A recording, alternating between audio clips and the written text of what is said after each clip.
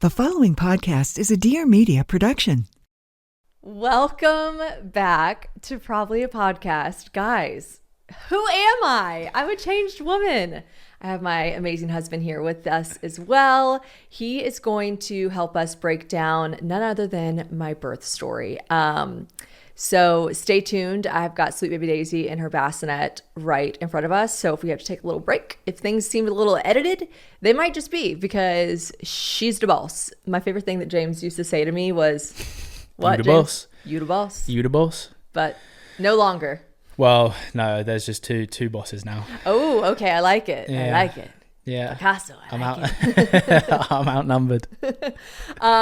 Okay, so we can dive into the birth story. I figured we'd kind of back it up a little bit and also discuss the couple days leading up to the birth. But boy, it was everything that I was not expecting. And I think I mentioned, which is good, I think I mentioned that I was not afraid or nervous for birth, which is crazy because my whole life, like really, truly my whole life, I've been really afraid of birth, even as a small child. Why? What about it? Well, as a small child, I obviously, like, as soon as I figured out that babies come out of your vagina, I was like, what the fuck? Like, Yeah. I was just very stressed out about that and, like, did not like the idea of that. And then, of course, Hollywood makes birth seem so crazy and scary with, you know, screaming and pain and whatever. And then I think probably in my early 20s and stuff, I was just like, man, I can't believe people get pregnant, but then they, like, have to have the baby. Like, being pregnant, okay, but like, you have to have the baby. Even in my 20s, like, I was scared of birth. I think the only thing that started shifting my brain was, thank God, if you can, like, if you have anyone in your life that will let you in a room when they give birth, like, do that. Because watching Taylor give birth to Walker helped so much from, like, a squeamish, gross standpoint. And we can talk to you too about the actual birth. But when you watch a woman give birth from her vagina in person, it can't just be like a video, because then I think I'd still be like, ugh, gross. When you watch someone that you love and adore give birth, it changes your whole perspective in the way that you're like, wait, this isn't gross at all. This is so beautiful. So that helped. And then watching Taylor give natural birth at home with no epidural, and she was like a boss. Like, she was so calm and collected, and then, like, just didn't, I don't know, she was so prepared for it. And we've talked about that a million times on the podcast, but that helped me not be as scared for birth either. And so I just, like, wasn't nervous. I was like, yeah, I'm pregnant. And then I got you had more prep going into this than I did. Well, yeah, I'm also a woman. What do you No, mean? I mean your experiences. Yeah, of course. I've never seen, girlfriends or, being there. course. I mean, I wouldn't have a reason to. But you also you don't have to give birth. So you had some nerves, I'm sure. But, like, I'm talking about the perspective of someone that had to birth a child. I know. I just wasn't nervous. And I'll say this, and I'll lead with this, and then we'll back it up to, like, we can start, like, when my mom came into town the weekend before. I will say, and I'm going to put it on the record, I fully thought, and I never spoke it into existence. Maybe I fucking should have. Okay, maybe I should have manifested it. I fully thought that I would be one of those annoying bitches that, like, achoo, oops, I sneezed out my baby, like, 20 minutes pushing. Like, I don't know why. I think just because my pregnancy, I know you guys will be like, what do you mean your pregnancy was like easy? But, like, all things considered, all the random ailments I had, like the rashes and the eye thing and the all the stuff, that was kind of like Shannonisms, that wasn't really like Shannon pregnant. It just fucking sucked because I was also pregnant, and so you can't take as many medicines and whatever. But doesn't every woman go into thinking, or at least hoping, that they're just gonna pop it out in 10 minutes? No, I think a lot of women are really stressed, a lot of anxiety surrounding them, and they're like, what's going to happen? I really was so delusional. Like, I was like, and I also, you hear of that. I know people, I have friends that are like, oh my God, I barely made it to the room. I didn't even have an epidural. Like, that's true. I mean, you got me also delusional as well,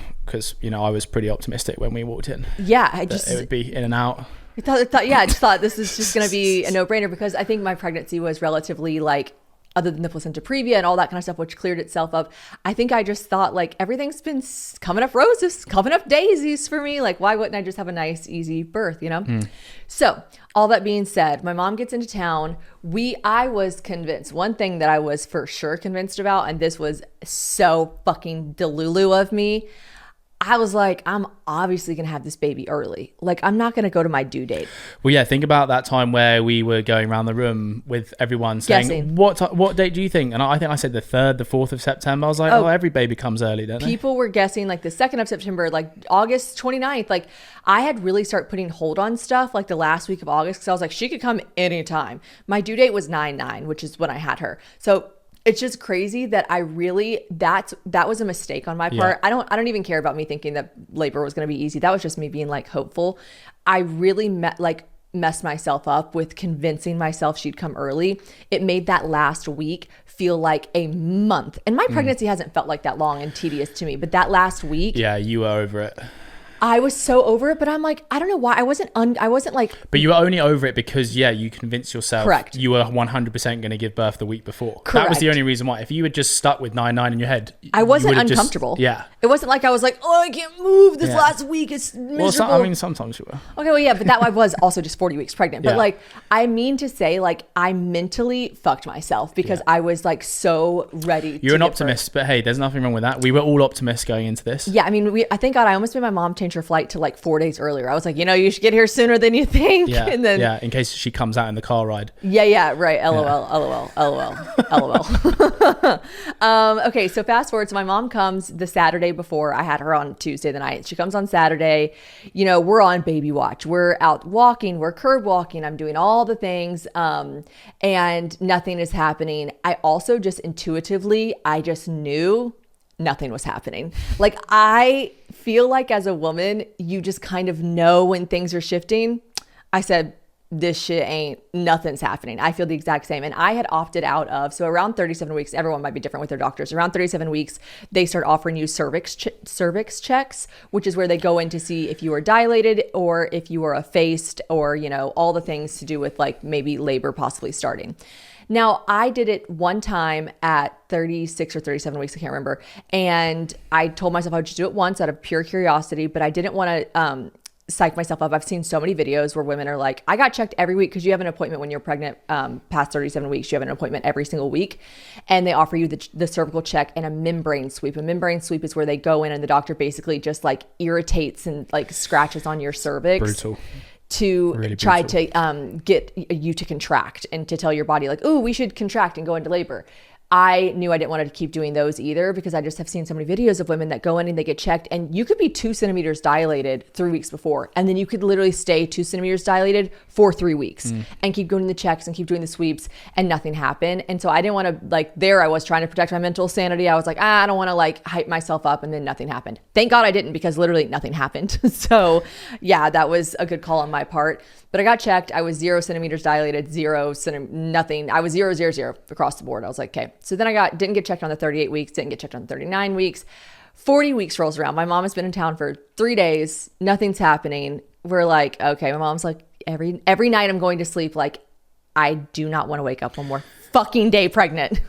But people do. I mean, I had friends texting me and I didn't tell you of those who did, but some of them said, oh, my wife gave birth 2 weeks late or 7 days late or 10 days late. So in my head, I didn't want to say anything to you because I didn't want to put that's kind in your head, but that's kind. And I'll tell you what, your first baby almost like extremely, I was going to say almost everyone, but I don't know, extremely common to like hold on to the baby longer because your body's never done it. Yeah. Your body's never, the second baby they say comes quicker, the third baby, all the things. Body hope so. Same. But basically I was just being really dramatic and I was being really annoying and people on the internet probably thought, because I'd post like still pregnant, like you guys, my due date wasn't even it was yet. funny. Even my mates back home were saying, I feel like Shannon's been pregnant for like 2 years. Well, I was being really dramatic online, being like, still pregnant. And it's like, I wasn't even at my due date yet. So everyone's probably like, well, yeah, you're still pregnant. Like, you're not at your due date yet. But okay, so fast forward, it's Monday the 8th. I get checked. She's like, you're 2 centimeters dilated, 70% effaced. And she does a membrane sweep. Kill me. She's like, go home. I'm like, okay. I'm like, hear me out, doc. And this is going to sound crazy. I can't have this baby on 9/11. She was like, you know what? We hear that all the time, but you know what the doctor said to me? And I just have to say, okay.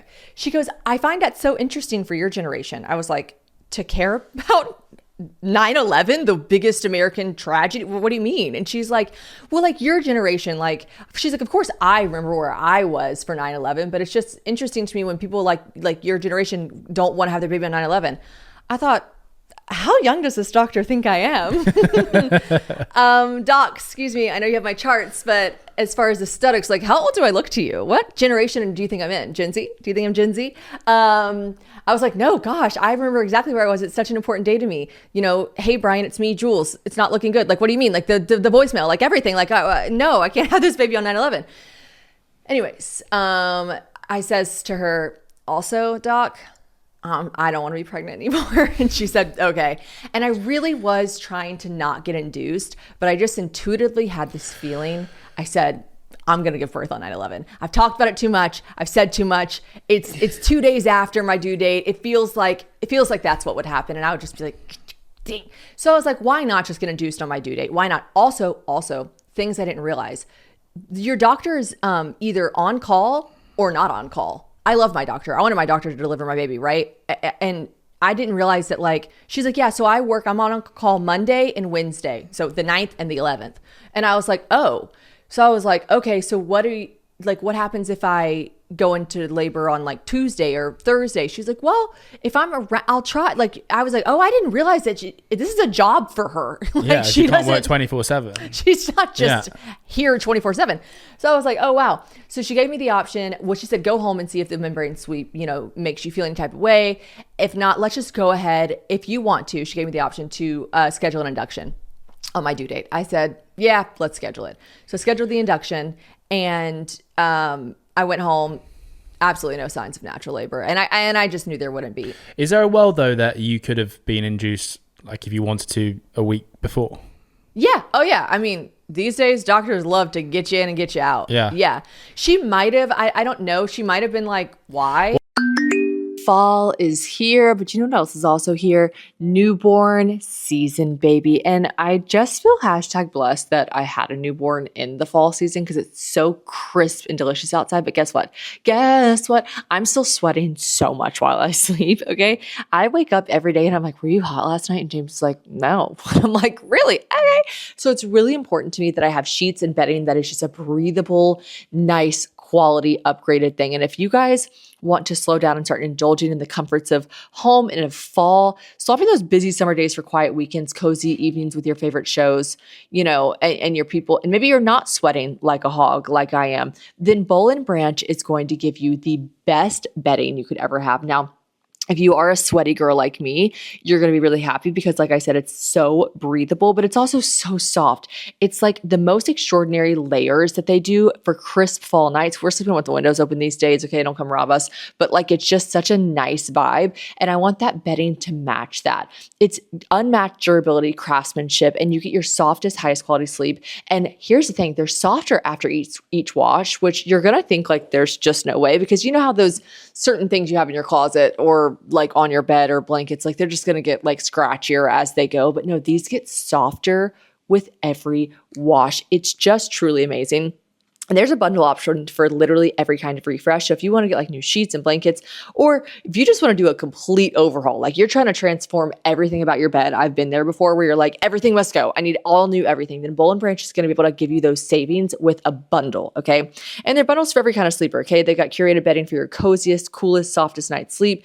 And it's made with, here's the kicker, this is what James is very adamant about. And honestly, now that I have a baby, I get it because I want her clothes like this too. It's 100% organic cotton. So organic cotton, but in durable designs and customizable colors, whatever like style you want. They have so many different styles for every size bed. And here's the best part. It comes with a 30-night worry-free guarantee. So if you guys want quality sleep that you can feel, I mean, the Boll & Branch sheets truly do change your sleep, and getting softer after every wash, like you just can't beat that. So Boll & Branch makes upgrading your bed easier than ever with curated bundles for a sanctuary of comfort. For a limited time, to get 20% off bed bundles plus free shipping and returns at bollandbranch.com/probably. That's Boll & Branch, BOLLAND, branch.com/probably to save 20% and unlock free shipping. Exclusions apply. I love Boll & Branch. What was interesting as well is for the last 2-3 weeks, we didn't actually know the size of Daisy, did we? we didn't get her measured for some reason. It just slipped our minds, or they didn't do it. Comment below. I am so curious, and I almost asked my Instagram this, but then I was like, because that could have changed things. I'll save it for the birth story. Yeah. Okay. Comment below. In my mind, and also Courtney, you tell me what you think. In my mind, feel like I have always heard everyone be like, my baby's measuring XYZ, or I got induced early because my baby was measuring like this, or they really wanted me to make sure that I held on to her because she was measuring really small. Exactly. I hear people say that kind of stuff all the time. Like, my baby was measuring this, my baby was measuring that. So I think it was 36-week appointment, maybe 37, whatever my last ultrasound was. I want to say 35 to 36. It was exactly. I think it was sooner. It was even before that, because she was measuring like 6, 7 She was pounds. 4 pounds, 4 pounds, 8 ounces. Right. It had to be 35 weeks or something. It was my last ultrasound, and I had looked at my upcoming schedules, and I had said, oh, is that my last ultrasound? And they were like, yeah. And I was like, oh, okay, cool. Because at that ultrasound, they had said, she's in the 45 percentile. It's the only time you want your baby to be right on average, like 50 percentile is average, whatever. I was like, cool for size. And she's like, yep, she's measuring 4 pounds, 8 ounces right now. And I was like, cool. Obviously, I wasn't stressed about that because I had 5 more weeks for her to those last 5 weeks is when they just like gain weight, So I'm like, cool. Sounds good to me. And then I never got measured again. Like obviously the doctor, and I asked the doctor at maybe 38 week, I said, do I not get measured anymore? And she said, there's so much room for error at the end. And that is true. I have confirmed that, like, they really can get it wrong. A lot of the times they can think you have a smaller baby than you have. They can think you have a bigger baby than you have. Like, there's just so much room for error. But I mean, I don't know. I guess I just thought that I would know more about her size or whatever. And maybe it's for the benefit of mothers. They've decided to not like get it in their head that they're gonna have a big baby or a small baby, whatever. But I have a girl that I follow on Instagram that literally just posted that she gave birth like 2 months ago. And she just posted that she opted for a C-section because she has like a narrow birth canal, or I don't know what her reasoning was, but she was like, my baby was measuring really big, so I opted for a C-section. And I was like, so she got measured.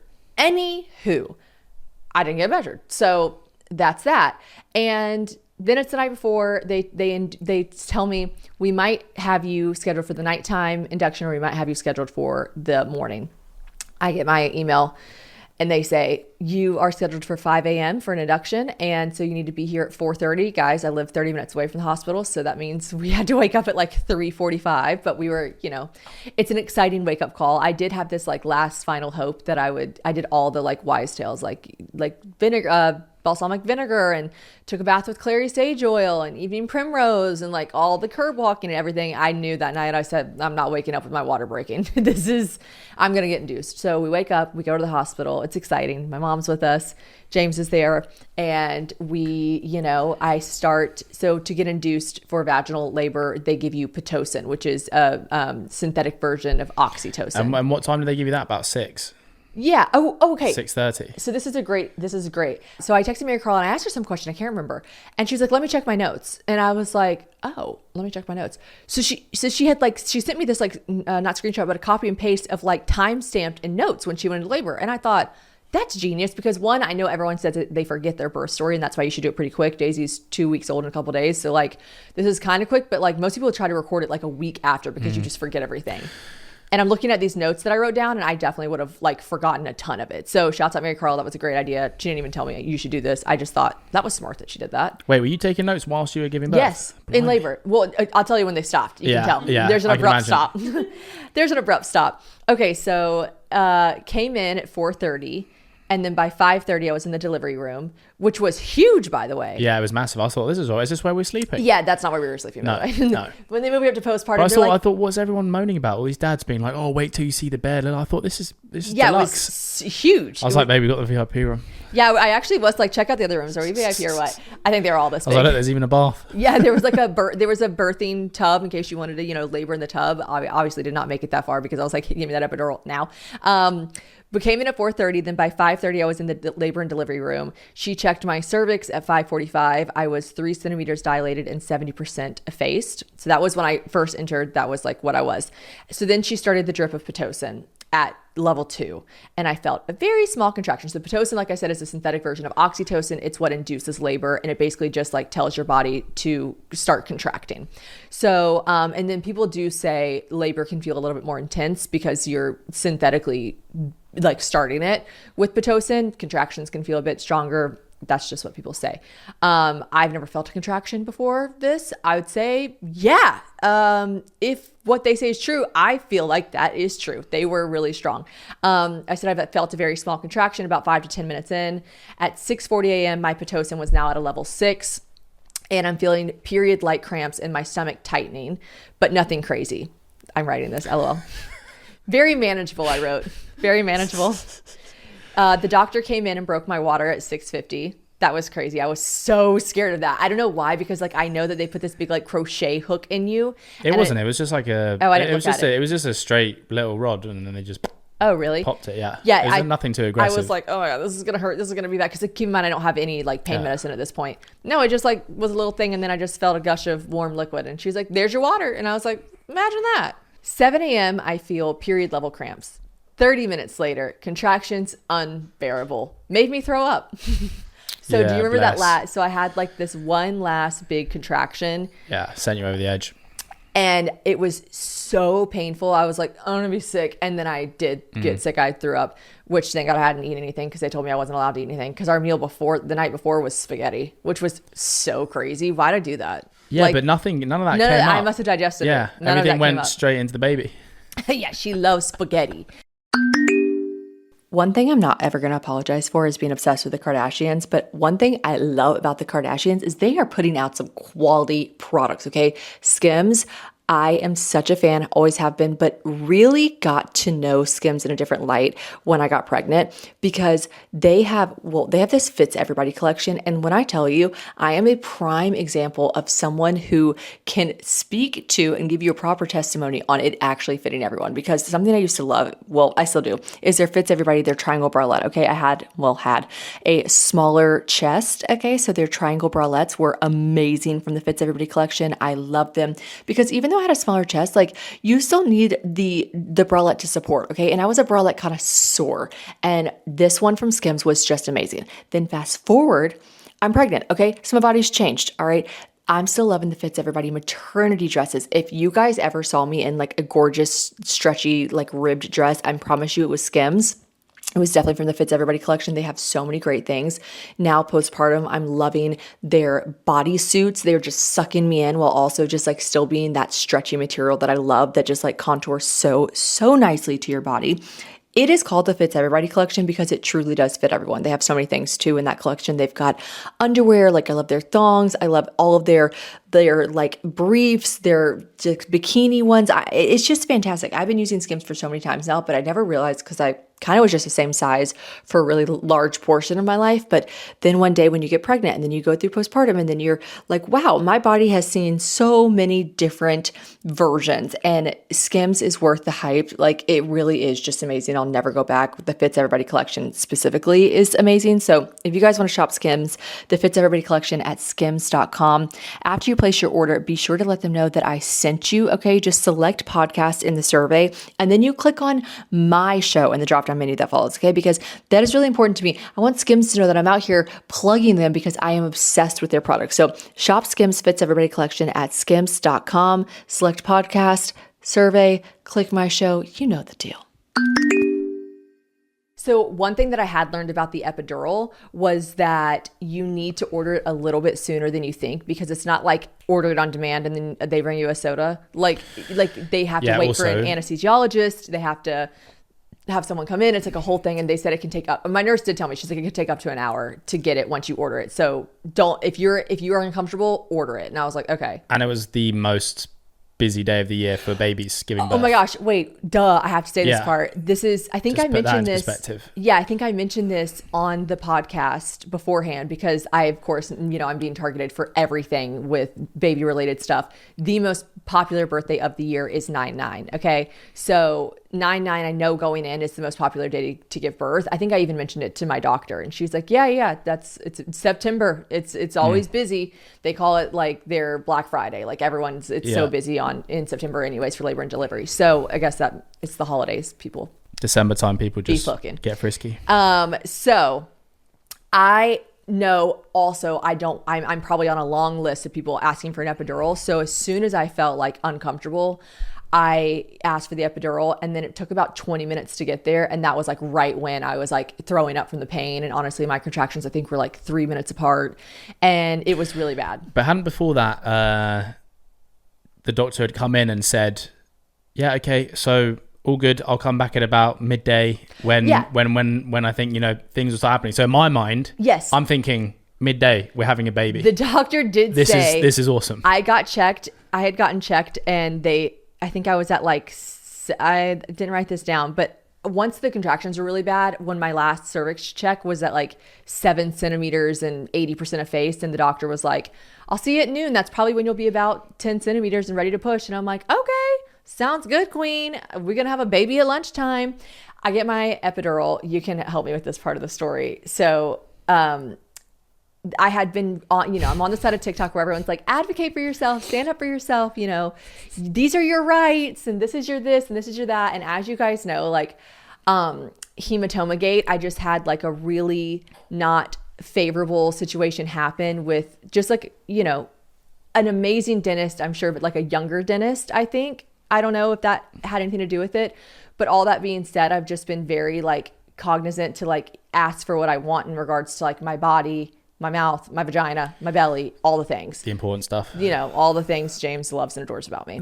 So I get my epidural, and in walks the sweetest, kindest. So nice.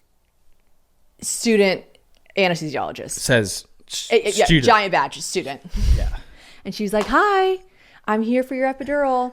And I see that badge, and I know, how will they get any practice if they don't do epidurals? That is the exact thought that went through my mind. I thought, you've got to start somewhere, but Shannon won't like this girl starting on her. Yeah, and I don't know how she's going to say it, because Shannon's too nice. By the way, she's a student. We don't know that was her first time. It could be her 100th right. Yeah, she could be almost qualified. Yeah, exactly. So risks we weren't wanting to take. I just got, I says, oh no, I'm not having something like this happen. I also, if you guys know about redheads require more anesthesia. It's a proven fact. Literally, my friend that went to anesthesiologist school or whatever you call that, she's like, not all the time though.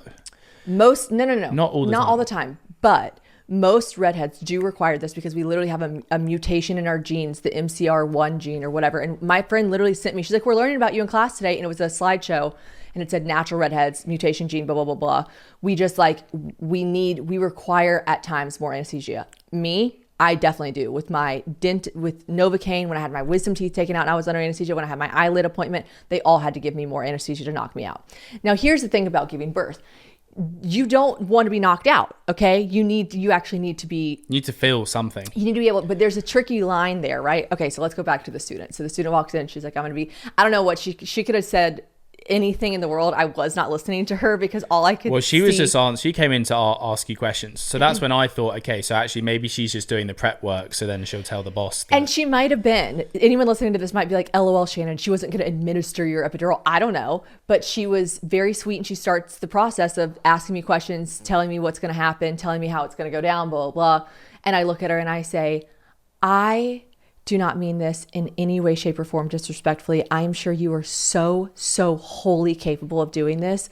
Is there any chance, just because I do see you're a student, is there any chance? And she interrupts me. She's like, do you want a CRNA in here? Absolutely. No worry at all. And I was like, I'm so sorry. And she was like, oh my gosh, don't be. No, you're fine. She was so sweet. But Shannon, bless her, literally started breaking down in tears. I hadn't cried one time. I start crying because I literally was like, I can't believe I just had to ask her if she could like bring her boss in here. Like I haven't cried in labor yet. I've thrown up from the pain, but haven't cried yet. I cry and she's like, are you okay? And I'm like, I just really don't want to hurt your feelings. And she's like, you're not. You're really not. That was a theme of like the whole giving birth day, is Shannon kept apologizing to everyone, saying, I'm sorry, can you pass me my sick bag? I'm sorry, can you do this? I'm sorry. And everyone was like, gosh, you've got a baby coming out. It's just no it's worries. Okay. If not, put it on my fucking grave. Like I'm literally giving labor, apologizing. Yeah. Oh, it was so funny every time. Anyways, I'm sorry. Yeah, no, I would literally be like about to throw up and I would be like, I'm so sorry. I'm like wasting time. They probably just would prefer me being like, gonna be sick. Yeah. But instead I'd be like, I'm so sorry. Can you hand me the plastic tub to vomit in? Okay, so she was so nice. This other lady comes in and she's wonderful. We talk about me being a redhead. I'm like, I usually do need more. She's like, okay. She's like, I'm going to start you on the regular amount. I'm like, perfect. And I did say that. I'm like, don't give me more now, but like, just to be aware, I'm not asking you for like more drugs because I'm like, I need more drugs. I just like might require more. She's like, I can see that you're a redhead. I totally understand. So I get my epidural and I can still feel contractions breaking through. And they're asking me very specific questions. They're like, can you still feel this? Can you still feel this? And I'm like, yes. And the contractions I could still feel, now that I can feel the two differences, that time they brought me down and the other time, I needed more because I was still like moaning in pain. I was still like, like that was like a breakthrough contraction that you shouldn't feel if you have an epidural. So they were like, okay. So they come in maybe, I don't know, 30 minutes later and they up the epidural. So they up the epidural. I think I still have notes here. I say, received the epidural at 8:05 and felt relief in 20 minutes, but still some pain. Redhead things, I wrote, they had to come give me more and a different medicine. I don't know. 9 a.m., I feel no contractions when they come. 9 a.m., I feel nothing. Guys, I feel nothing. I am paralyzed from the waist down and in a way that is just genuinely too numb. They come in to check my cervix twice. I don't like, had my eyes been closed, there wouldn't have been a person in the room. You know what I mean? Like the doctor goes, you can't feel this at all. No pressure, no nothing. I go, not a You thing. couldn't even, like, you literally could not move your legs, nothing. Didn't understand that it's actual I never understood this when people talked about this. And if you've never had a baby, maybe this can make more sense to you. When people are like, yeah, you have the epidural, but you can still feel it. You're like, what the fuck? I remember thinking like, I don't want to feel it. I don't understand. What they're talking about is you can still like move your feet. Like your feet still go like this, but like you don't feel contractions. You just feel tightening. And then you do feel the pressure is what's so important to feel. You feel the pressure, like the weight of something. It's your baby in your birth canal. You're in control. You just don't have your pain receptors are just like shut off. You just don't feel the pain of it, but you feel the pressure so that it's very helpful that when you go to push, you're like, and the contractions, I feel my stomach tightening. I feel the pressure of the baby, push now. When you can't feel anything at literally all, that's a problem. You don't know when to push. You don't know your asshole from your vagina. Like you don't know anything. So basically I'm like, okay, I feel nothing. The doctor's like, that's okay. Nothing, huh? I'm like, nothing. She's like, okay. She comes back. I have a very common symptom of the epidural. It is probably my least favorite part of, it's up there on my least favorite part of labor. I go into intense teeth shattering shakes, you like shiver and shake, and it was uncontrollable. Like I was covered. I think you can see a photo I've posted. Like I'm covered up in blankets. Like it wasn't that I felt cold. Like I just could not stop shaking and teeth just chattering. The next day, my jaw hurt so bad from my like teeth clenching and shattering so much. I said I could not get it to stop. Too much epidural, couldn't feel pressure, couldn't feel a thing. You then got nauseous. I then got extremely nauseous. Like it came in like big waves. Huge waves. Guys, there's nothing that makes me more sad than the fact that when I was renting for 10 years, I was a renter, okay? I didn't know about Built Rewards. So don't be like me. Don't sleep on this iconic thing. Built Rewards, it is going to be the best thing you can ever do. Let me explain it to you. Okay, so basically, this is where we're at here. And I have told my little brother who rents currently at his new apartment, I'm like, you got to get into the Built Rewards, all right?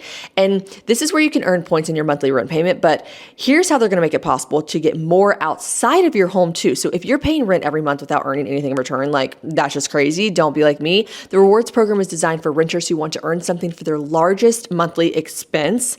Okay, so let me explain how and break it down for you. By paying rent through Built, you're going to earn flexible points, all right? Now, those points can be redeemed towards hundreds of hotels and airlines. Like, the way I would have just taken such advantage of this back then, like, I can't even believe it. Anyways, enough about me. You guys need to take advantage of this. You can also put it towards a future rent payment. That's crazy.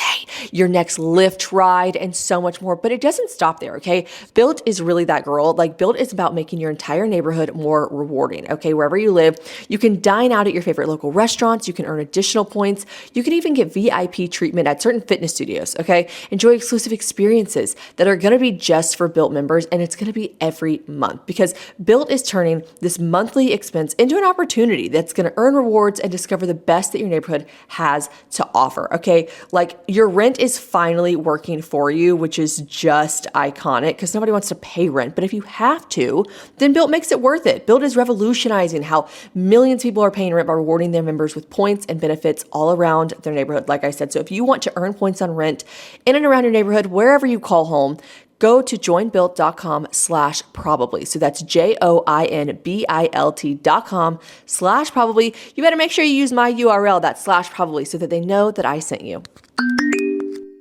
I was at 10 centimeters dilated. So they were like, it's time to push. I'm so excited. I can't wait. We start pushing. We get nowhere fast. I mean, this is when the clock starts. Let's say I think I was 10 centimeters dilated at noon, just like the doctor probably said I would be at noon. And I was like, we're going to have a baby by lunchtime, 1 p.m. Because like all my friends push for, 45 minutes, an hour. And that's kind of long. Some people push for 20 minutes. Some people push for 2 hours.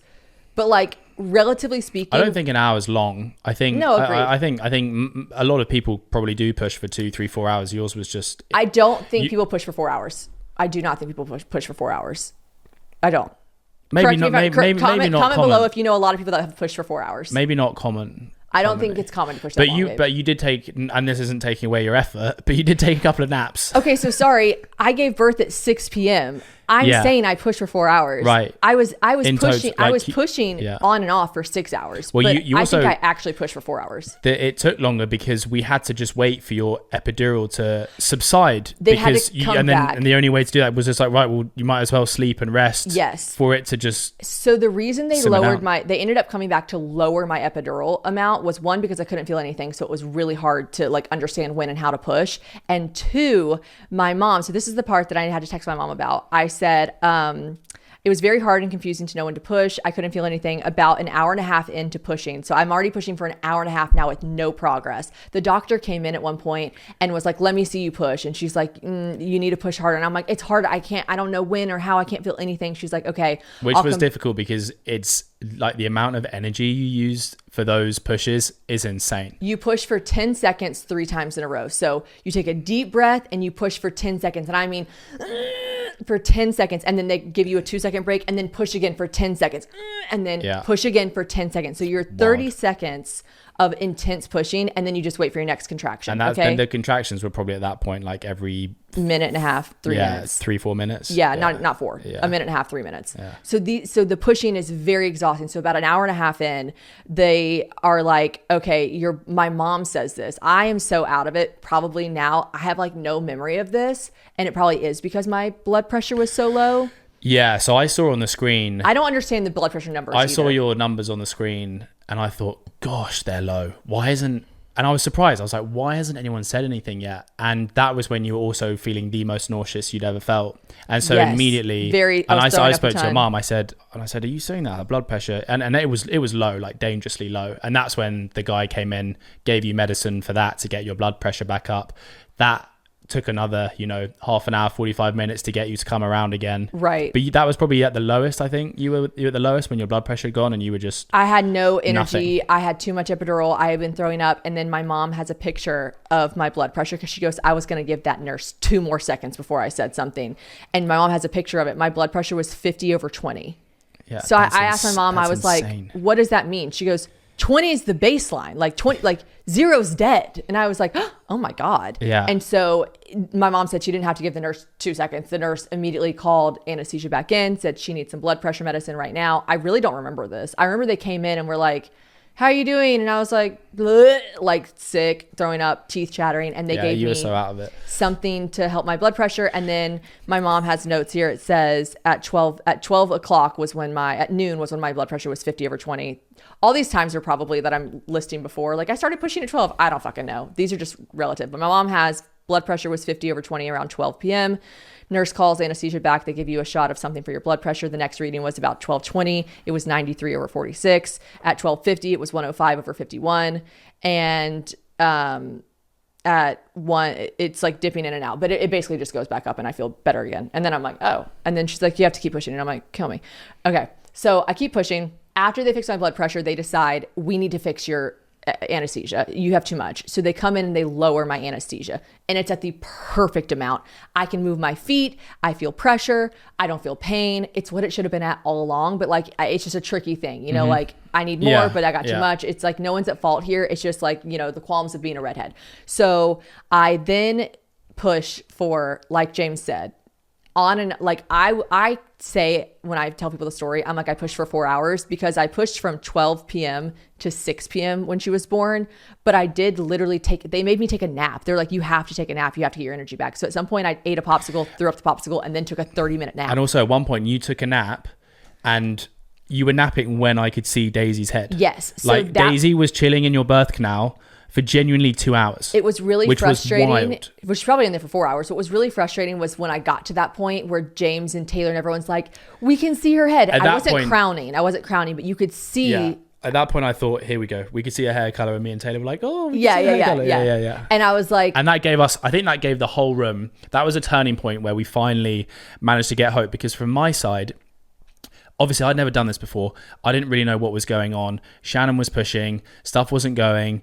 And, you know, when you're in this room and you've got this nurse and you know, she's doing her job, but she's not the kind of motivator, you know, Taylor pulled me aside and was like, Shannon needs some energy. She needs some, she needs some motivation. Prefaced that I wanted things to be calm and relaxed. And I kind of said that to you guys. I'm like, I want things to, like, I want this birth to be calm. And so maybe the nurse was like, okay, I'm going to do what she's telling her people, like, be calm, relax. But I think I did need someone to be like, dig deeper, fucking 100%, push. Like 100% every push. Because when you're exerting that amount of force and nothing is happening, and the whole room, I mean, we weren't silent initially, but it was pretty subdued. I asked you guys to be quiet. Yeah. And so we had a little team talk and we said, we have to rally, guys. We have to get behind Shannon. We have to give something. I had to put my Coach James hat on and I was, you know, saying like 3 more seconds, 2 more seconds. Yeah, you got this, harder. And I was like, okay, so that did help a little bit, but at the end of the day. But then again, we were doing that. Then we did that when we started, you know, seeing the head. 2 hours. 2 hours later, we're still doing it. And there was a point where me and your mum were looking at each other thinking, I don't know how much longer like we can. How much? I will say this, and I will admit this. I was not going to give up. Okay. I was already too far deep. Okay. I was like, I'm too far gone. I was really hoping, not at the safety of my child. By the way, I kept asking, is the baby okay? Because here's what happens. Here's the common thing that happens, especially with people that it's very common with people that get induced into labor, especially with their first child. You get induced, you labor for too long, the baby's in the birth canal for too long, the baby's heart rate begins to drop. The second the baby's heart rate drops, C-section. They get you in a C-section. You guys, I kept asking because I cared about my baby. I kept being like, is she okay? Is she okay? Because we're going on hours and hours. Her heart rate was solid. She's fine. The whole way through. She was great. Just chilling in your birth canal. Mommy's about to die. Mommy's blood pressure is 50/20. I'm like, is she okay? They're like, she's fine. I'm like, she was an absolute okay. All right. And there was only one time. There was one time where I asked, what's her heart rate? And I was like, a tiny part of me was hoping they were about to be like, this has gone on too long. We have to get you into a C-section, because I wasn't going to say to do it. I was hoping they would tell me, like, you got to go. I was in such a dark place. I wanted them to tell me, we got to wrap it up. You can't do this any longer. You got to go. There was one point I remember in the whole thing where you hit rock bottom, and I could say that there was nothing, like, even in your eyes, there was nothing behind your eyes. You were you were fully, you know, fully finished, and you were looking for ways out. Yeah. I was easy like, ways out. I was like, how can like we, you know, not a C-section's not an easy way out. It's worse to put. But something. I literally said on the podcast, I go, you get an award for vaginal birth, you get an award for a C-section, but you get 2 awards if you push and then end up just having to have a C-section anyways. Like, those women are like the real heroes. And I just didn't want to be that hero. Okay, I did not. I was like, I don't want to have to get a C-section after I've already been pushing for 4 hours. But you found some more grit and you just dug deep. So the doctor, it was insane. I have never seen anything like it in my entire life. The doctor, the effort, you know, from like the most grueling like training sessions, like expeditions I've done where people are just like, I've never seen anything like what you went through and how you got this baby out. It was just immense. That was very nice of you to say. Okay guys, let's talk about Roback. I am obsessed. They have the softest materials. I actually just started working with them and I got some of their products in and I was like, okay, let's see. Like I've seen a lot of people talk about them. And then when they came in, I was obsessed not only with the aesthetics and the look of them, but the fabrics were next level. And they just dropped something that might be my new fall obsession. Okay. It's called the Bedford Mock Neck. If you have not seen her yet, she's perfect. Okay. It comes in ivory, navy, and green. I got this one in ivory. It's like this super flattering high neck detail that instantly makes you look put together. It's giving, honestly, like Princess Diana, like that photo where she's like holding her car keys and she has that like big turtleneck on, like sweatshirt crew neck thing. And she's, you know what I'm talking about? It's just so iconic and it really does just make you look elevated, even if you're running on dry shampoo and caffeine. Okay. Because I'm in that stage of life where comfort is very, very high on my priority list. Like, you know, say you just had a baby, me, or maybe you're just living in your soft clothes era. Okay. The Bedford Mock Neck gets it. And the material, like, I don't even know how to explain it. It is so buttery soft. I feel like people really overuse that word, buttery soft, but this is genuinely so soft. Don't get me started on the leggings from Rhoback that I wear with them as well. But the perfect weight for this, like it's in this fake fall era that we're in where like it's hot, it's cold, whatever. This is just the perfect weight of a like sweatshirt crew neck situation. It's not clingy, it's not stiff, it's just right. Okay. And here's another pro tip. Pair it with Rhoback's Vista collection. It's their new line of super soft leggings. You do not understand how soft they are. And it's also going to keep you held in because one thing, I love soft leggings, but then they don't give you that like held up feeling. No, these do that. It gives you the feeling of being held in while you also not making you feel like you can't breathe. And then that mock neck gives you that easy, effortless top half. It's all just making you look like you really tried while also being so comfortable. So if you guys are ready to upgrade your fall uniform, this is your sign. The Bedford Mock Neck and Vista collection are kind of a power couple, okay? So use the code PAP, P-A-P, for Probably Podcast. Code PAP, PAP on Rhoback.com for a generous 20% off your first order through the end of this week. That's spelled RHOBACK.com.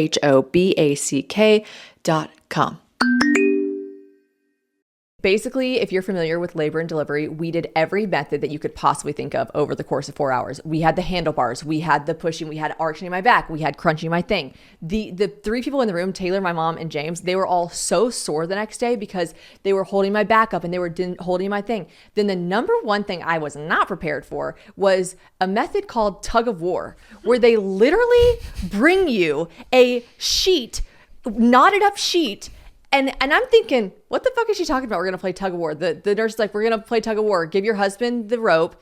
And we did tug of war to that was so wild for me. The baby out. Like an hour, I'm playing tug of war with my wife and I can see my baby's head coming out my wife's vagina. I was like, what is going on? No, it was crazy. And so anyways, I'm pushing. The doctor comes in for like the fourth time that day. She comes in and she looks at me and she goes, how are you doing? And I was like, you know, like James said, nothing behind my eyes. And she goes, do you want out? They asked me 2 separate times during my labor if I just wanted a C-section, because I do think you're incorrect. I just don't think people push for 4 hours. Like, and by the way, push on and off for 6 hours. I was there at 10 centimeters. No, I know for sure. I think it's a common thing. People push for 4 hours. I'm sure there's some women who have done. Maybe I'm just trying to give myself some extra credit here. But the lady in postpartum was like, I see women go into C-sections at half the time. Yeah. Now, maybe that's not up to them. Maybe that's literally because their baby's heart rate drops or something. I don't know. But anyways, the doctor comes in. She sees behind my eyes. She goes, do you want out?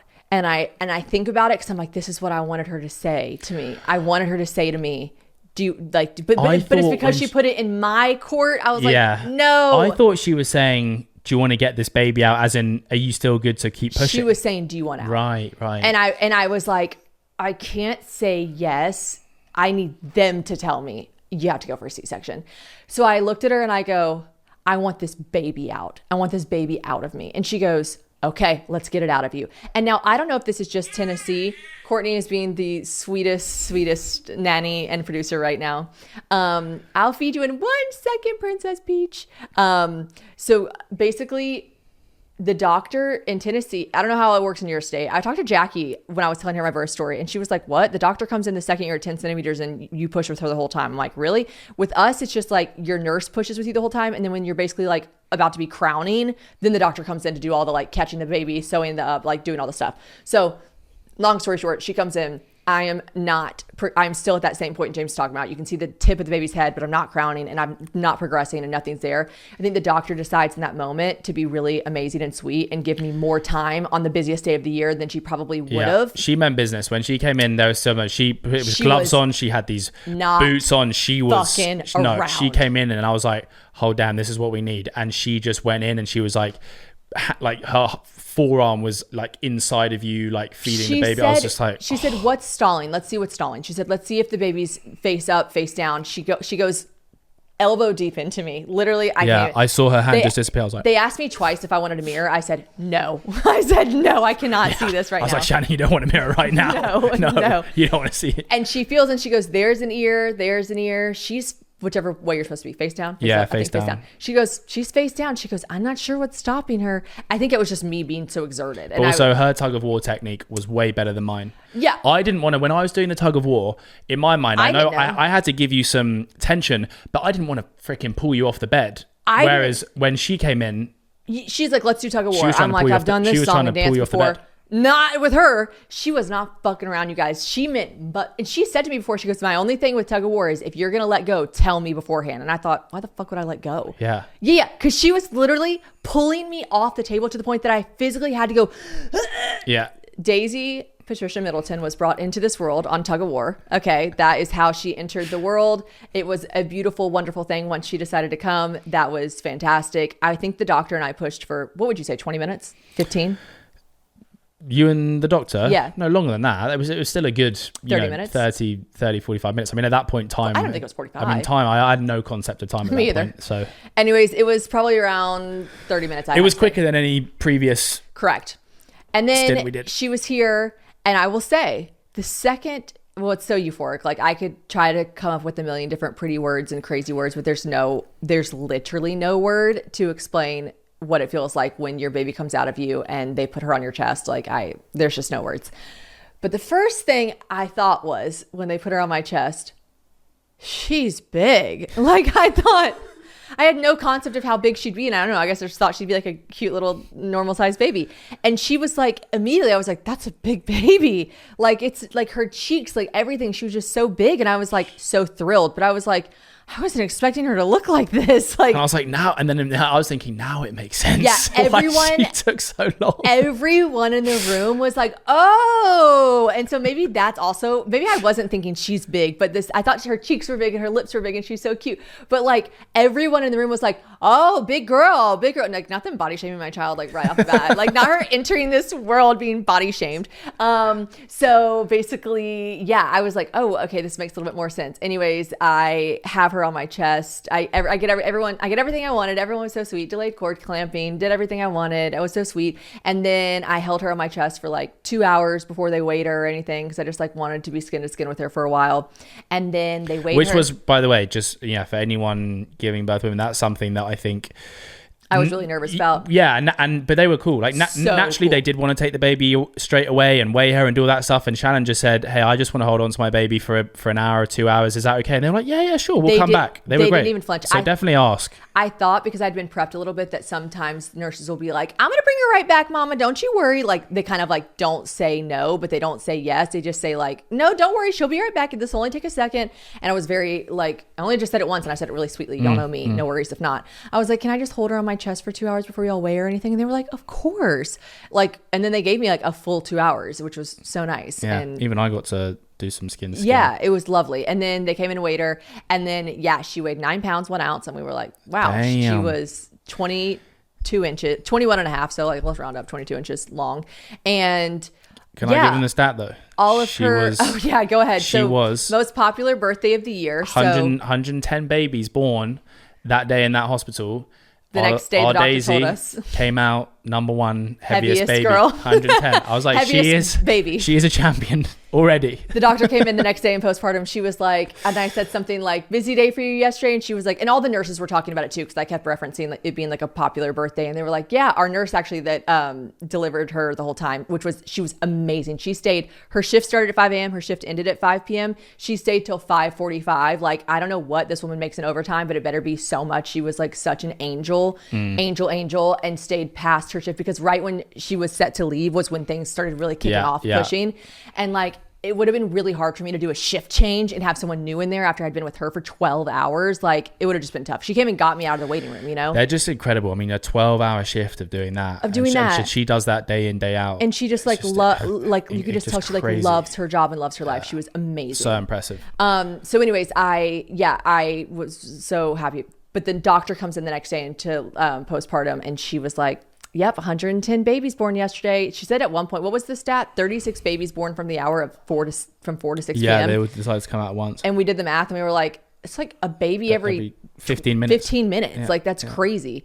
Anyways, she was like 110 babies born yesterday, and Daisy was the heaviest of them all. And I said, you're kidding. And she was like, nope.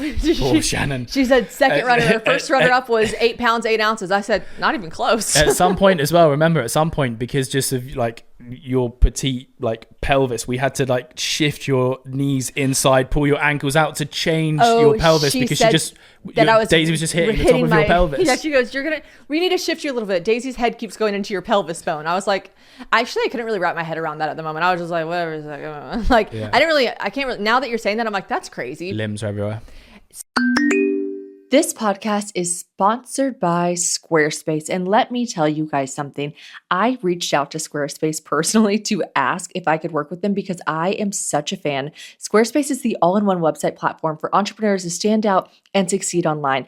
And I am obsessed with their platform. Whether you're just starting out or you're managing a growing brand, Squarespace makes it easy to create a beautiful website, engage with your audience, and sell anything from products to content to time, all in one place, all on your terms. Now, let me tell you guys something.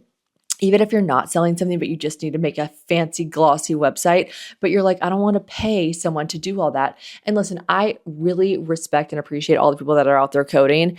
It couldn't be me, and it doesn't have to be me, because I was able to make the most gorgeous wedding website you've ever laid your eyes on with Squarespace. It really is just amazing. And I get compliments all the time on my wedding website, because what I was finding was a bunch of cookie cutter stuff, right? Everything looked the same. All of it was just like so bland and blah. And I wanted something that was elevated and customized, and Squarespace allowed me to do that. And I was able to do it on my own. You guys listen to me when I tell you I do not know how to create a website. Squarespace does it for you, okay? They have templates that make it easy to customize while also like I don't mean to sound mean, I'm talking about myself here, but it's dummy proof, okay? Like anyone can do it. If I can do it, you can do it. But on the other hand, if you really wanted to make a gorgeous website for your store, or maybe something you're selling, or your business, maybe something more important than just a wedding website, Squarespace is there for you. It really is just amazing. Now, they've got design intelligence, which is combining 2 decades of industry-leading design expertise with cutting-edge AI technology. Now, we love AI. And it's going to unlock your strongest creative potential, okay? So design intelligence, that's going to empower anyone to build a beautiful, more personalized website tailored to their unique needs. It's AI, baby. They're going to craft you this bespoke digital identity to use across your entire online presence. I just really think that's amazing. You can also connect your social and multimedia accounts. I obviously didn't need to do that on my wedding website, but feel free on any of your business side of things. You can just link it all in a few clicks, icons, direct links, embedded feeds, whatever you want, but you're going to build that visitor trust when you're updating content only where you need it. It's just amazing. Okay. So if you guys want to head to squarespace.com/probably for a free trial. And when you are ready to launch, use code probably to save 10% off your first purchase of a website or domain. That is squarespace.com/probably for a free trial. And when you're ready to launch, code probably to save 10% off your first purchase of a website or domain. So yeah, I get her out. Let me think what else. Okay, so now let's talk post-birth. This is the best news of it all, okay? And it definitely, everyone that I've talked to has said, and the doctor said, this is most likely due to me pushing for so long. So I'm holding my baby. The doctor pops her head up. She goes, how about this, Shannon? No tears, no stitches, no rips, no anything. And I'm like, yeah, that was my brain. I'm like, how? I thought it was split from top to bottom at that point. But because I pushed for so long, it allowed me to stretch out, I guess, so much. And I did not tear or rip at all. So like I had 0 stitches. So like, my vagina was so not okay, but kind of okay in that one department.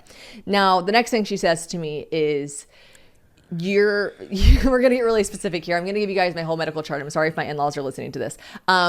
she's like, your vulva and your like whatever, all these different vaginal parts. She's like, you are so swollen, Shannon. She's like, you are so swollen.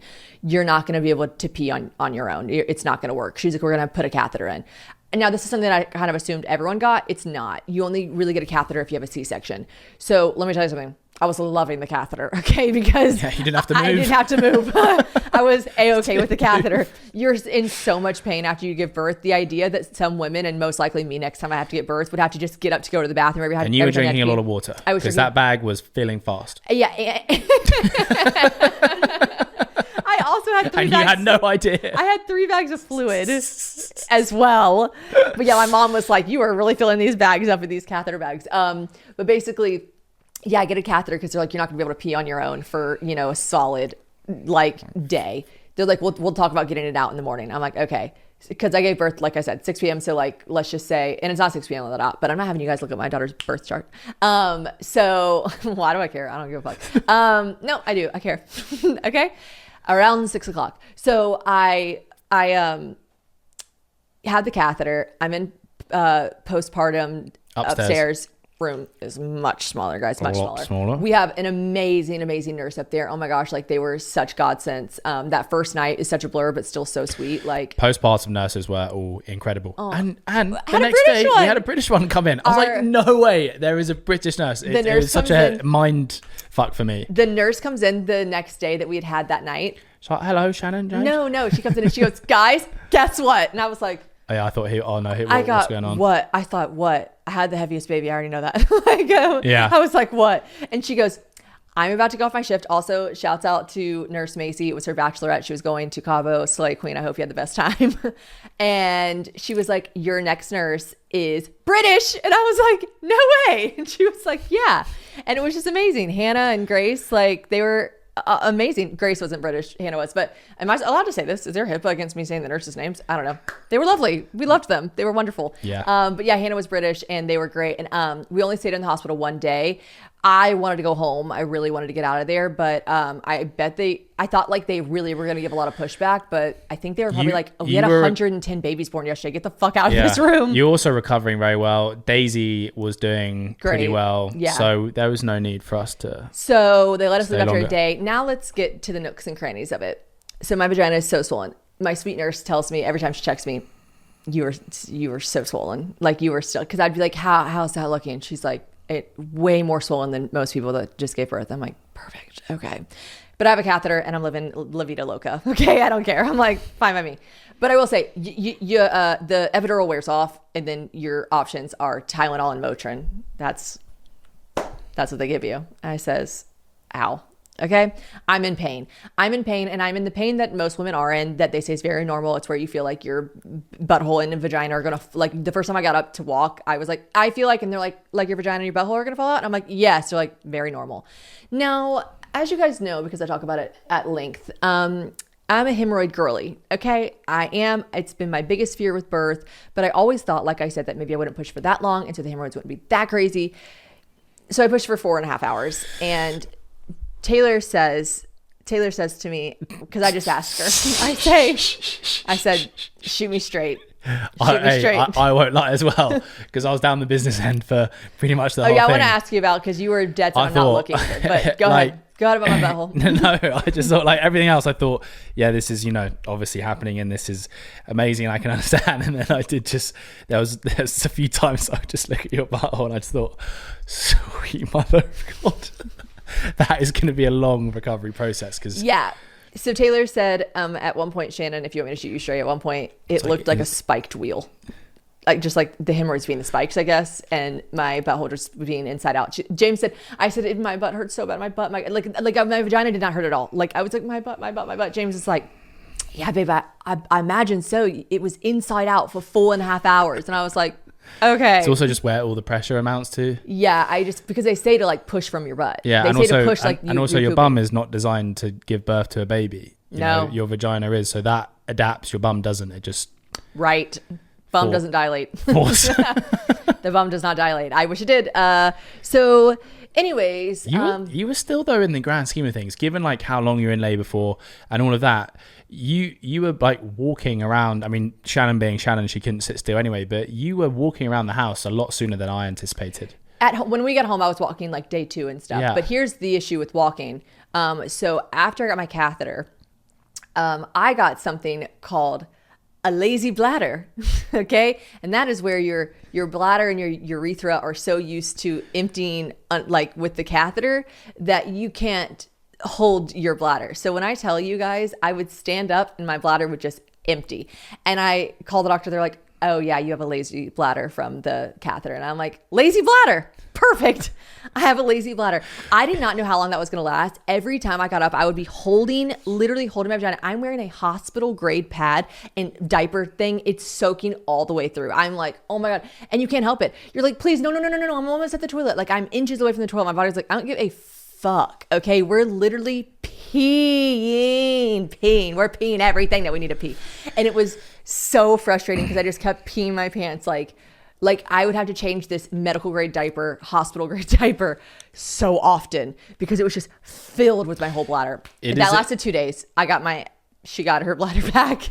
It's just insane. It is just, I was just thinking about that. It's just insane what women, your bodies go through having a child. It is insane. Yes. And then comes the recovery then comes the biggest fear of them all. And that is going poop for the first time. And I am so scared. That was a dinner conversation for a few nights. Yeah, I didn't go for 6 days. It got to the point where my mom and Taylor were like, it's time. I'm taking stool softeners in the hospital. I'm taking them before I gave birth. I'm taking them the whole time. I'm taking like 2 Colace a day, sometimes 3. I'm like preparing myself, but I'm still so scared that I think mentally I was kind of like really screwing myself up because I was so afraid to go to the bathroom for the first time. So finally I say, I'm just going to wait for the urge. I'm not going to try to force anything. I'm just going to wait for the urge. The urge happens. I go to the bathroom and... ladies and gentlemen, this is fine. I do get a mirror. I said, this is all feeling so not right. This is all feeling so foreign. What's behind door number 3? Rectal prolapse. Okay. My bumhole, outside of my bumhole. The whole thing. Not the whole thing. Oh, I didn't know that. A large portion of it. Okay. I'm asking our family doctor, ChatGPT. I say, what does this mean? And it says rectal prolapse, my girl. I then text my actual doctor. I think I have rectal prolapse. You didn't tell me about that. Were you saving it for the podcast? I told my mom. Oh my gosh. I made my mom come in and look in the mirror. She said, oh no. I said, how will the poop come out if the butt's already out? She said, I don't know. You need to ask your doctor. Oh, this is mad. So I'm like, okay, just sexy things. And that's why I'm like, honestly, the 4 hours of pushing, like whatever, like it was the butt stuff afterwards that I cared so deeply about. You know, finding the perfect gift can feel impossible, and I am such a gift giver. It's my love language. Like I love receiving gifts, but more so than that, I love giving gifts. And I feel like if you followed me at all, you're like, yeah, this girl is always out here giving gifts, okay? And it's hard sometimes to find the right one for the right people. So you want something that's thoughtful, fun, and guaranteed to make people smile.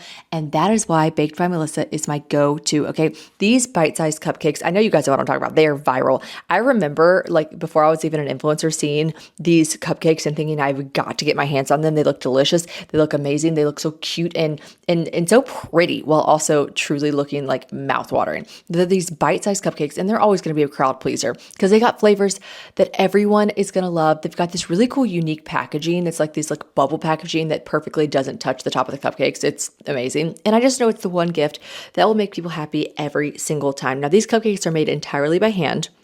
They're going to turn any moment into a celebration. They've got these beautiful gift boxes. Like I've gotten one before for a birthday and it's just got such cool decor on it. I love it. Congrats. Thank you. Sending love. They even have seasonal holiday boxes. Like right now you could say Happy Halloween. You could send it as a hostess gift, like bring it to a friend that you're thinking of them, treat your team or your clients. And they have custom packaging. Like if you ever wanted to like, you know, do something for a business, they have like custom packaging options. That's really cool. But the best part for me, because I love instant gratification, is that these Baked by Melissa treats are going to arrive in just 1 to 2 days nationwide, guaranteeing you that treats arrive perfectly fresh and right on time. And like I said, there's something for everyone. They've got gluten-free, vegan, no nut options, making it easy to treat anyone that you love that might have a little, you know, a little allergy that they need to take care of. I recently was given a baked by, like, listen, the tables were turned. I got baked by Melissa sent to me after I had my gorgeous daughter, and I loved having those little bite-sized cupcakes that I could just pop in my mouth. You don't feel so gluttonous when you're just grabbing a couple bite-sized ones. It's amazing. And Baked by Melissa has celebrated more than 100,000 birthdays since 2008, and it's been featured on the Today Show, Good Morning America, People Magazine, so much more. You guys, they're the real deal. And right now, Baked by Melissa is offering my listeners 20% off your order at bakedbymelissa.com/probably. I'm about to go use my own code. I love this company.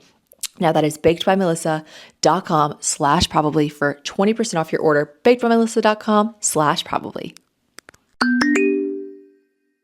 I will say the best news of it all, if you can imagine, there is some good news. The second that I did go to the bathroom, number 2, everything, it was like it needed to do that to do this. It went back up. Now, I do think every time I poop, it might come out back out a little bit, but like it really did exactly what it was supposed to do, to the point that I had messaged in the portal. I'd messaged in the portal, and by the time, like, it was like Murphy's Law. Like, by the time they'd messaged back, I was like, never mind. I've got a mirror on this thing, and we're not good, but we're progressing. How is it to this day? We're not good, but we're progressing. That's still the sentiment. Really? Yeah. What's the sort of recovery time? I'm on so much Colace that could take out a fucking small elephant. Like, I am going through. Well, yeah, I mean, you're taking about 8 pills a day. I had to Google. Half of them are that. I had to Google when is too much Colace? Like, can you, is there a recommended dosage that you need to stop? Like, and it literally is like, no, queen, you can take it forever. Like, honestly, do. You're fucked. See, Daisy, see what your mum went through to give you birth. Everything for you, baby. Now, I want you to talk about, before we wrap this up, I want you to talk about how you said you were not planning to be on the business end side of things. He was very adamant. And by the way, I knew. I was like, he's not going to be able to help himself. He's going to go look. But I did say, if you fuck around and faint or do some shit for attention that gets the attention off me, that was I'm my gonna deepest freak fear. The fuck out. That was my deepest fear. I did think that would happen with me with Taylor. I thought, I'm going to pass out. I'm so squeamish. And then I saw it and I didn't. Yeah. But I didn't know your levels of squeamishness. And I thought, if he makes this about him, I'm it's this thing of when you watch stuff on TV, like when you're watching those shows and then someone's getting operated on and it makes your sort of toes go numb and I feel a bit faint when I see that. But when it's, I didn't want to do that because I knew you would probably have a go at me if I did pass out. What point did you decide to look? Oh, it was pretty quick. Curiosity. It was when you'd been pushing and your epidural had just kind of kicked back in, because I was like, right, I want to see if anything's actually happening down here, and obviously at that point couldn't see the head or anything, so I was like, I don't really know why I'm down here, but I'm down here now, and it's it's great. It's just not what you think it is. It's not. It's because it's such a normal facet of life, and it's so it's in our DNA, and it's just biology. I was just looking at you, it was just pure biology, and you just giving birth, and it doesn't, when you're in that, the gross factor's not there. When you're in that environment, A, it doesn't look like it normally does, but B, that's the other thing, your body does not look like your it's just, vagina. It looks like a giant swollen flower. I had no kind of connection in that sense. Yeah, it's probably because you don't look at it the same way that you look at her otherwise. Yeah, I wasn't horny. Yeah. Put it that way. That'd be a different conversation we'd be having if you were. Okay. Yeah, but it was great. And also I felt like I felt like I would learn more and I would have more of a responsibility and a duty if I was down that end, because I could actually see what the nurses were doing, what they were talking about, if were things really were happening. So it was great. I saw the whole thing. And then when Daisy was actually coming out, that was the most incredible thing I've seen in my whole life. Really? They asked me right when her head was coming out, they're like, do you want a mirror? And I was like, still no. And then when her head was crowning, insane. They're like, do you want to touch your baby? Just the way they take her out. And I felt so bad saying this. I go, not yet. Because I was like, it was happening to me. And I was like, I can't, I'm afraid I'll if I'm like, ugh, I was like, it was incredible. And then when, 2 people in the room and then 4, and then suddenly there's 10 people in the room and they're all just crazy, passing stuff, doing this and this. It was just incredible. It is truly like the movies. All of a sudden there's just everyone in the room and they're all doing stuff. And my placenta, I encapsulated my placenta. I am taking it. I don't know. I'm feeling good. So. Yeah, that as well. The placenta coming out, just everything. I mean, it was just incredible. I would, hopefully get to do it a few more times, and maybe the baby will be smaller, or you just won't take as much epidural. I actually don't mind having a big baby. I feel like having a big baby has been really great. lovely. It's great off the front end because they just sleep and eat a bit better, I feel. You never know. That just like, well, no, but there's more of them. So there's not as many risks. There's more of them. You mean like, I just as in there's 9 pounds of them, not 7 pounds of them. We literally have one baby. But, stomach just a little bit bigger. I had a lot less anxiety because I know like a lot of babies can like lose a lot of weight when they leave. I was like, we're in the green. Like, yeah, I didn't have a 6-pound baby that was withering down to 4 pounds. Right, you know, right. So exactly, like, because that's when sometimes medical intervention has to come in. I think that's also, I really wanted to breastfeed, and I was like really worried that I wouldn't be able to feed, like my milk actually took 3 to almost 4 days to come in. Most women's come after like 2 days, 3 days. I mean, I guess I was like kind of average, but I was just like really pressured, putting pressure on myself about being able to feed her. And like, listen, all babies lose weight after they leave the hospital, but I was just like a lot less stressed because I was like, we're working down from 9. She's got time. Yeah, we got some wiggle room. She's okay. I think as well, one of the biggest lessons that maybe we've taken from all of this is, obviously with birth and with science, there's always textbook time frames and things that you have to do. But actually, if you think about it, every human is different. Every baby is different. Of course. Sometimes things will take a little bit longer. We were worried that, you weren't getting your milk quick enough and she was going to have to go on formula, but actually, your milk came literally the next day and then she was feeding super well. So like all these things you kind of work yourself up about, but then you realize A, your baby's going to be fine, but B, every baby's different. So don't stress about I had to, like, textbook things that you're not sticking force myself to stop like looking stuff up because exactly. There is a textbook answer for everything. Because they're like, even with me, they're like, your baby should be putting this color on these days, this color on this days. And Daisy was just a little bit behind, but then it all came out. Remember, she didn't poo for 24 hours. She didn't poo for 24 hours and I was freaking out. And then she did 4 shits in 6 hours. We were literally doing rain dances for her to poop. And then she just like pooped like a crazy amount. And like when I talk to other people about that, not just like doctors and stuff, they're like, girl, everyone has a story like that happened to me. Like you got to put faith in the baby. But if you look something like scared, you look something like up like that, which we did. If your baby hasn't pooped for 24 hours, this is emergency, taken to hospital. Yeah, it's like your baby needs to have pooped, and I'm like, but it hasn't. Like, anyways, there's so many things you can like stress yourself out about. There was one more thing I wanted to. I did want to say. I'm sorry to call you out like this, and I could have sworn. Much like the conversation I had with you about wiping from back to front, I could have sworn that I had told you that like when babies come out, that their heads can be like No one told me that. No one told me that, guys. I was, for about 5 seconds, I thought, oh no. Wait, keep in mind, because you guys know, if you're a woman listening to this, babies come out of the birth canal and their heads can be a bit coned, right? Because they just squeezed out of a birth canal. Now picture a baby sitting in said birth canal for 4 hours. Our girl was it was a traffic cone. It was such a cone. And the craziest thing. No, but it was when the nurses kept going, here's a hat, put a hat on. And I was like, where are we putting that hat on? No, and I just thought, oh no, what happened to our poor baby's head? It was probably he gave me about 10 minutes and then he goes, baby, her head. And I go, oh my God, she was in my birth canal for 4 hours. But because it was such a beautiful moment, I kept just thinking, maybe we just have a deformed baby with her head. And maybe that's just, and I just have to accept that that's going to be my child. Don't say deformed. Basically, what's crazy to me is, well, also, by the way, a couple of nurses were like, don't freak out. Her head is like, and I was like, guys, I have eyes. Like I see it. But it's so crazy. We were in the hospital for 1 day. Her head was almost back to normal within 24 hours. Yeah. And then it just like goes away. It's just, it's just like so swelling squishy. or fluid. Fluid. It's just like the perfect little Taylor came over, I guess day 2 or 3, and she goes, her head, it's so perfect and cute and round. And I was like, we had a long way to go. But it was funny. Yeah. If you are a woman and you're about to give birth, please preface to your husband that their heads. Yeah, please do, because I didn't. After all that.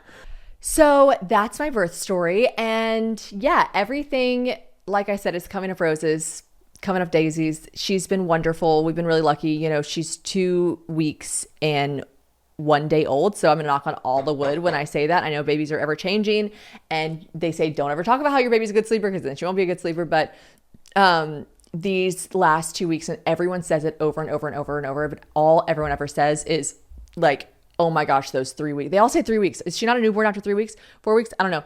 But everyone is like, oh, there's my girl. I need to feed her. Everyone says like this this time flies by. You're delirious. You're so tired, but you don't get that back. And you only ever have one baby one time. And this is our time. So I'm just so happy. We're so thrilled. Everything's going great. Thank you for listening. I have to feed my daughter. James, thanks for listening. It's going to go handle some stuff with the nursery. Back to baby duties. Love you so much. Bye.